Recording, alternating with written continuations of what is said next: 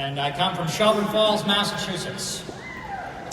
And I'm here to represent the full-spectrum conservative perspective of republicanism. I don't need a teleprompter. I don't need notes because I know what I believe in. I remember there was a guy that we had as a president recently who had to speak with a teleprompter, and he was replaced by another guy. What was his name? Mr. Trump. Mr. Trump. You know, Charlie, you were talking a lot about, you were taking a lot of credit for a lot of positive economic changes that have taken place here in Massachusetts. But I'm telling you, there is only one man in this nation that's responsible for the economic miracle that we've experienced since the election of 2016. That's our President, Donald Trump. You did not do that, Charlie Baker. That's stolen valor.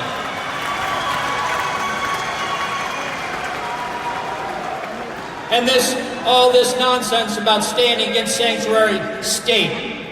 Why aren't you standing against sanctuary cities? That's what we actually have. You wouldn't even go and meet with Mr. Pence, our vice president, a decent, good man. Charlie Baker couldn't be seen. Said he had schedule problems. He was at the Chamber of Commerce meeting.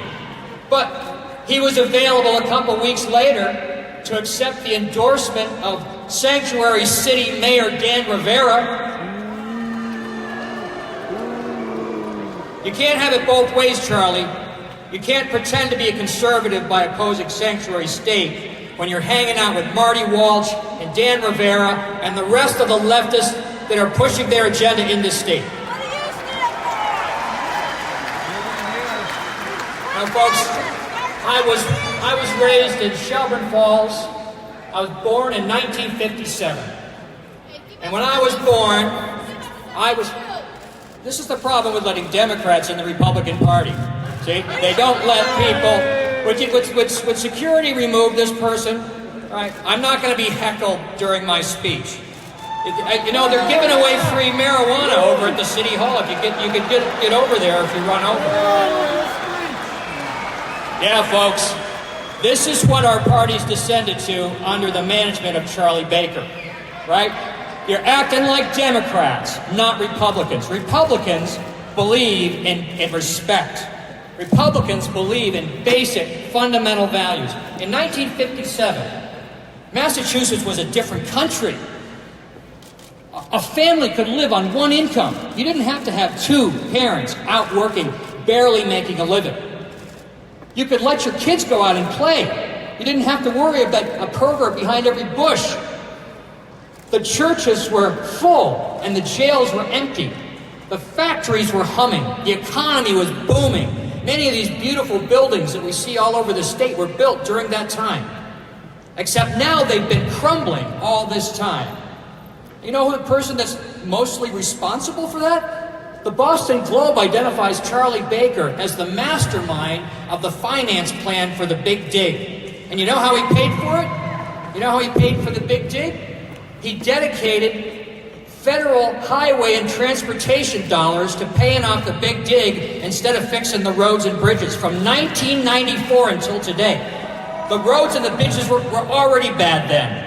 Now they're crumbling. You ever drive down the Route 90 and look at the bridge supports between the exit 17 and 18? They're literally falling apart. Big giant chunks of the concrete have fallen out and the steel rebar is sticking up there. It's like something out of the third world. No, this state is not better off with you, Charlie Baker. We're in worse shape. We need real conservative values in Massachusetts. We're tired of going to the left. You know, my wife and I spent most of the last 2 years traveling around the world studying the populist conservative movement in 27 countries. We were in London for the Brexit vote.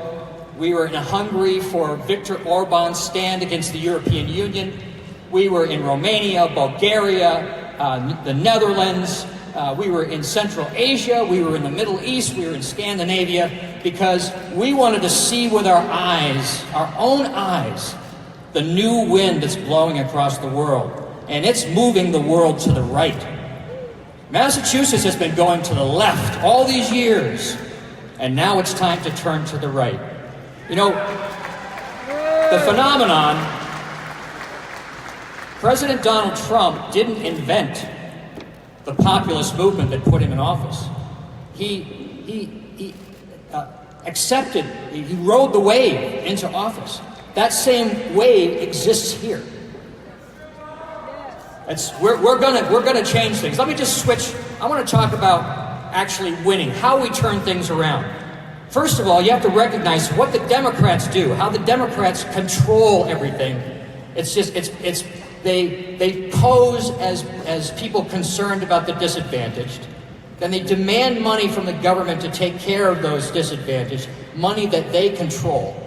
Then they use that money to create a gigantic entitlement infrastructure in which they hire an increasing number of public employee union permanent socialist voters.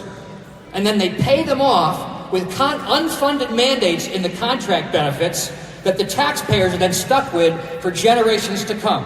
That's why we're like something like $48 billion in debt for unfunded mandates.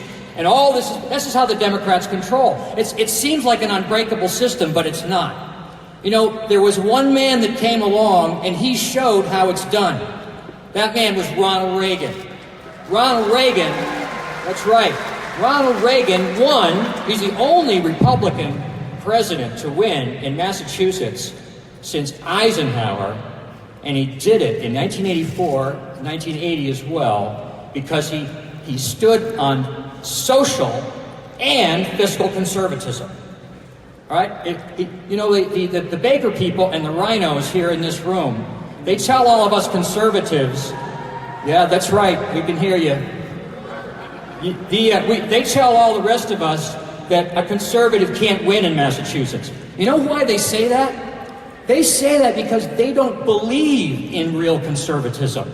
They don't want us to be talking about those things because they have no passion for it. They don't agree. They're pro-aborts. I'm 100% pro-life. I'm 100% pro-Second Amendment. I stand on the original intent of the Constitution. I'm 100% pro-Trump.